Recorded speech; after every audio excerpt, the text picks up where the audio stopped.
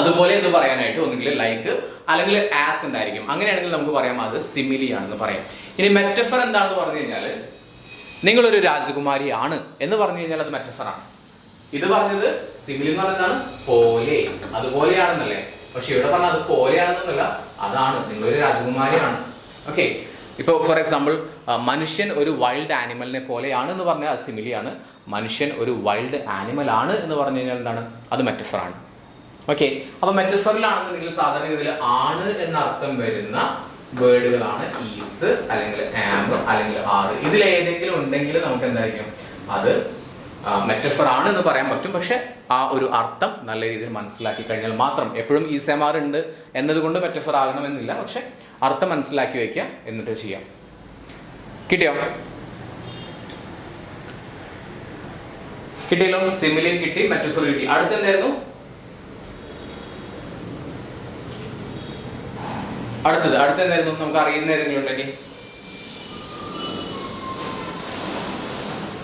നിങ്ങൾക്ക് അറിയാവുന്ന എന്തെങ്കിലും സംഭവങ്ങളുണ്ടോ നോക്കി നോക്കൂ.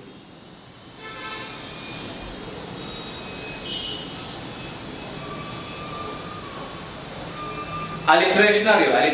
അലിട്രേഷൻ എന്താ?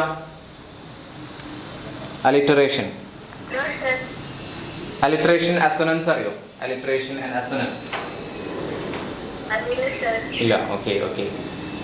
യെസ്. അപ്പൊ നമുക്കൊന്ന് പറയാം. ഫസ്റ്റ് അലിട്രേഷൻ പറയാം. ഫസ്റ്റ് അലിട്രേഷൻ എന്ന് പറഞ്ഞു കഴിഞ്ഞാല് ഞാൻ ഇവിടെ എഴുതുന്നുണ്ട് കേട്ടോ. ഇപ്പൊ ഞാനൊരു സംഭവം പറയാണ്.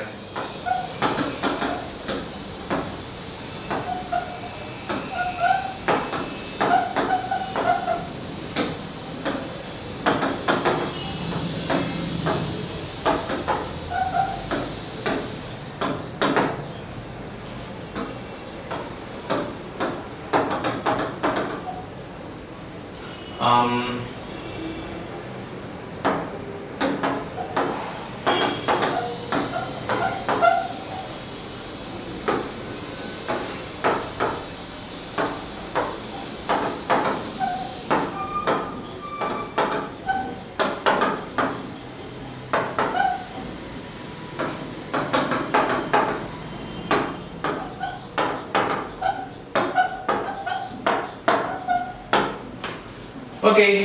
ഞാനൊരു എന്തൊക്കെയോ എഴുതി വെച്ചിട്ടുണ്ട്. അപ്പൊ ഇവിടെ നിങ്ങൾക്ക് പെട്ടെന്ന് തന്നെ ക്യാച്ച് ചെയ്യാൻ പറ്റുന്ന ഒരു കാര്യം കേട്ടോ.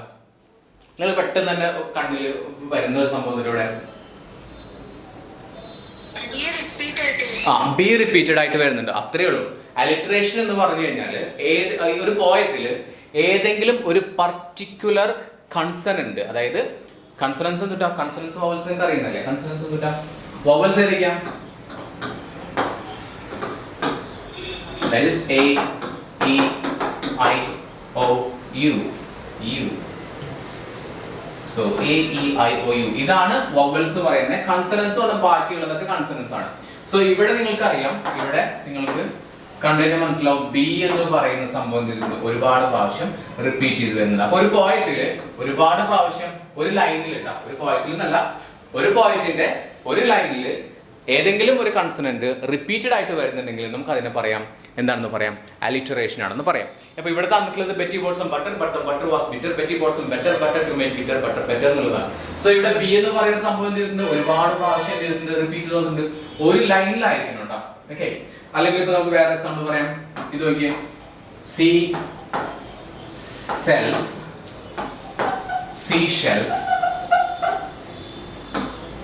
on the seashore. Okay, similar. Okay, seashells on the seashore. ഇവിടെ പറയുമ്പോൾ എന്താണ്, എസ് റിപ്പീറ്റഡ് ആയിട്ട് വരുന്നുണ്ട് അല്ലെ. എസ് റിപ്പീറ്റഡ് ആയിട്ട് വരുന്നുണ്ട്, ഒരു ലൈനിൽ തന്നെ ഒന്നിൽ കൂടുതൽ എസ് റിപ്പീറ്റഡ് ആയിട്ട് വരുന്നുണ്ടെങ്കിൽ അതിനെ പറയുന്നതാണ് അലിറ്ററേഷൻ. സിമ്പിൾ ആയിട്ട് നമുക്ക് എഴുതാൻ പറ്റുന്നതാണ്. ഇതാണ് ഇതിന്റെ അലിറ്ററേഷൻ എന്ന് പറയുന്നത്. കിട്ടിയോ? അപ്പോൾ ഇതിന്റെ അലിറ്ററേഷൻ മനസ്സിലാക്കാലോ.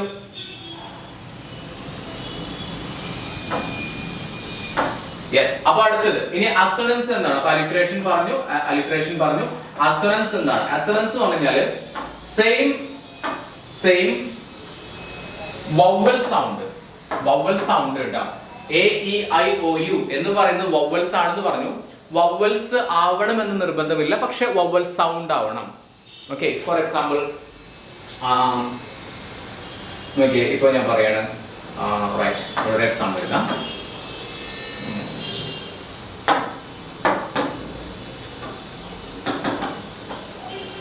Sight of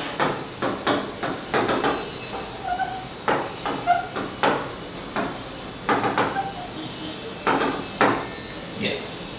ഇവിടെ നിങ്ങൾ നോക്കുന്ന സമയത്ത് പ്രത്യേകിച്ച് ഇവിടെ ഒരു സംഭവം ഇല്ലല്ലോ എന്ന് വിചാരിക്കും. പക്ഷെ ഇവിടെ നോക്കിയേ, സൈ, ഐ എന്നല്ലേ പറഞ്ഞത്. സൈറ്റ് എന്ന് പറയുമ്പോൾ എന്താണ്? ഐ.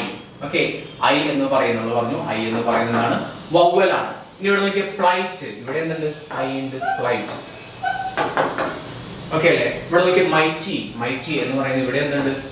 ഇവിടെയും എന്താണ്? ഐ ആണ്. ഓക്കെ അല്ലേ? സോ ഇതിനെ പറയുന്നതാണ് അസൊനൻസ് എന്ന് പറയുന്നത്. അസൊനൻസ് എന്ന് പറഞ്ഞു കഴിഞ്ഞാൽ ഒരു പോയം വായിച്ചു നോക്കുന്ന സമയത്ത് A E I O U സൗണ്ടുകൾ റിപ്പീറ്റ് ചെയ്ത് വരുന്നുണ്ടെങ്കിൽ തീർച്ചയായിട്ടും ആ ഇതല്ല കേട്ടാ, ഐ തന്നെ വേണമെന്നില്ല, ആ സൗണ്ട് വന്നാൽ മതി. ആ സൗണ്ട് വന്നു കഴിഞ്ഞാൽ അതിനെ പറയുന്നതാണ് എന്ത് പറയുന്നത്? അസൊനൻസ് എന്ന് പറയുന്നത്. കിട്ടിയോ? മനസ്സിലായല്ലോ? ഇനി അടുത്ത പോയറ്റിക് ഡിവൈസ് ആണ് അടുത്തത് പറയുന്നത്. യെസ്, അടുത്ത പോയറ്റിക് ഡിവൈസ് എന്ന് പറഞ്ഞാൽ ഹൈപ്പർപ്ലീ എന്നാണ്. ഹൈപ്പർബോൾ എന്നൊക്കെയാണ് ഇതിന്, ഹൈപ്പർപ്ലീ എന്നൊക്കെയാണ് ശരിക്കും പ്രൊനൗൺസിയേഷൻ വരുന്നത്. അപ്പോൾ അതെന്താണെന്ന് വെച്ച് കഴിഞ്ഞാൽ, ഹൈപ്പർപ്ലീ എന്താണെന്ന് വെച്ച് കഴിഞ്ഞാൽ നമ്മൾ വി ആർ എക്സാജുറേറ്റിംഗ് സംതിങ്. നമ്മൾ എന്ത് ചെയ്യുക? ഉണ്ടാക്കി പറയുകയാണ്. അല്ലെങ്കിൽ ഭയങ്കരമായിട്ട് നമ്മൾ പറയാം, തള്ളുക എന്ന് പറയില്ലേ, ജാതി തള്ളുക എന്ന് പറയില്ലേ, തള്ളുക എന്നുള്ള അർത്ഥമാണ്. ഇപ്പൊ നമ്മൾ പറയണം, I have a pile of books. അർത്ഥം എന്താണെന്ന് അറിയോ? I have pile of books. Pile എന്ന് പറഞ്ഞാൽ കൂമ്പാരം എന്നർത്ഥം. ഇപ്പൊ ഞാൻ പറയണം I have pile of books എന്ന് പറഞ്ഞാൽ എനിക്ക് ഒരു ബുക്കിന്റെ ഒരു കൂമ്പാരം തന്നെ ഉണ്ടെന്നുള്ള അർത്ഥമാണ്. ശരിക്കും കൂമ്പാരം ഒന്നും ഇല്ല, ഇന്ത്യയിൽ ആകെ ഒരു 5-10 പുസ്തകം ഉണ്ടാവുള്ളൂ. എന്നിട്ട് ഞാൻ പറയണം I have pile of books എന്ന് പറയുന്നത്. ഓക്കെ അല്ലേ? മനസ്സിലായോ? ഓക്കെ, ഇപ്പൊ ഞാൻ പറയണ she has a sea change. She has a sea change. Okay, അർത്ഥം എന്താണ്? She has a sea change എന്ന് പറഞ്ഞാൽ അവൾക്ക് വലിയൊരു മാറ്റമുണ്ട്. She has a sea change. Sea means a big change, a big difference എന്നൊക്കെ അർത്ഥമാണ്. അപ്പൊ ശരിക്കും ഒരു കടലിന്റെ അത്രയ്ക്ക് വ്യത്യാസം ഉണ്ടെന്നൊക്കെ നമ്മൾ പറയുമോ സാധാരണഗതിയിൽ? ഇല്ലല്ലോ.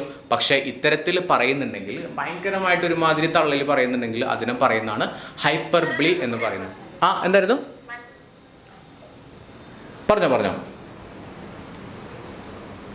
കിട്ടിയില്ല?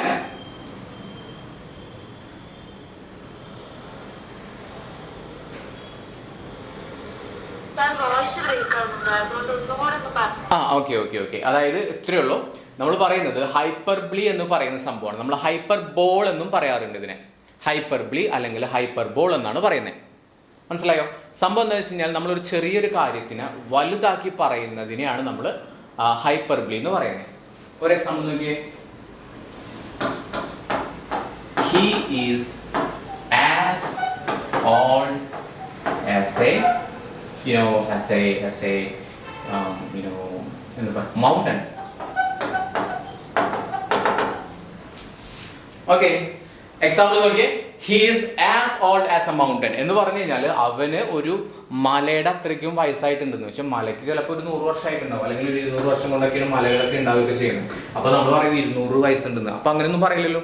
അപ്പോൾ ഒരു സംഭവത്തിനെ വളരെ വലുതാക്കിയിട്ട് ഭീകരമായിട്ടുള്ളൊരു അവസ്ഥയിൽ തള്ളി മറിക്കുന്നുണ്ടെങ്കിൽ അതിനെ പറയുന്നതാണ് എന്തെന്ന് പറയുന്നത് നമ്മൾ ഹൈപ്പർബ്ലി എന്ന് പറയുന്നത്. കിട്ടിയോ? യെസ്. അപ്പൊ ഹൈപ്പർബ്ലി കിട്ടിയല്ലോ. ഇനി അടുത്ത കാര്യം നോക്കിയേ. ഇനി അടുത്തതായിരുന്നു പോയറ്റിക് ഡിവൈസ്. ഹൈപ്പർബ്ലി കിട്ടി. പെർസോണിഫിക്കേഷൻ എന്ന് പറഞ്ഞാല് റൈറ്റ്. പേഴ്സൺ എന്ന് പറഞ്ഞാൽ പേഴ്സൺ എന്ന് പറഞ്ഞ വ്യക്തികളല്ലേ അല്ലെ? അപ്പൊ പെർസോണിഫിക്കേഷൻ എന്ന് പറഞ്ഞാൽ വ്യക്തികളുടെ സ്വഭാവ സവിശേഷതകൾ നമ്മൾ വേറെ ജീവനില്ലാത്ത വസ്തുക്കൾക്കൊക്കെ കൊടുക്കുന്നുണ്ടെങ്കിൽ അതിനെ പറയുന്നതാണ് എന്ന് പറയുന്നത് പെർസോണിഫിക്കേഷൻ എന്ന് പറയുന്നത്. ആലോചിച്ചാൽ മതി. Personification, which means if we give നമ്മുടെ ക്വാളിറ്റീസ്, ഹ്യൂമൻ ക്യാരക്ടറിസ്റ്റിക്സ് അല്ലെങ്കിൽ ഹ്യൂമൻ ക്വാളിറ്റീസ് മൃഗങ്ങൾക്കോ അല്ലെങ്കിൽ ജീവനില്ലാത്ത വസ്തുക്കൾക്കൊക്കെ നമ്മൾ കൊടുക്കുന്നുണ്ടെങ്കിൽ അതിനെ പറയുന്നതാണ് പെർസോണിഫിക്കേഷൻ. ഫോർ എക്സാമ്പിൾ പറഞ്ഞേ, ഫെദർ. ഇപ്പൊ ഫെദർ എന്ന് പറയുന്ന അല്ലെങ്കിൽ തൂവൽ എന്ന് പറയുന്ന സാധനത്തിന് ജീവൻ ഉണ്ടോ ഇല്ലയോ?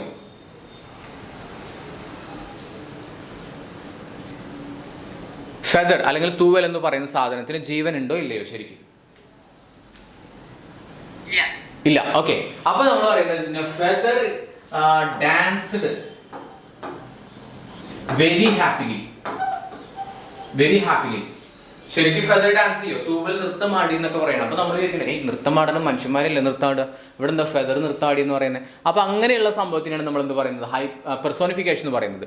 അതായത് മനുഷ്യന്മാരുടെ ഹ്യൂമൻ ക്വാളിറ്റീസ് ജീവനില്ലാത്ത വസ്തുക്കൾക്കൊക്കെ ഇങ്ങനെ കൊടുത്തിട്ടുണ്ടെന്നുണ്ടെങ്കിൽ അതിന് ഇവിടെ ഉദ്ദേശിക്കുന്നതേ ഉള്ളൂ. കാറ്റിന് എന്ത് ചെയ്തു, ഫെദർ ഇങ്ങനെ പതുക്കെ ഇങ്ങനെ പറന്നു വന്ന്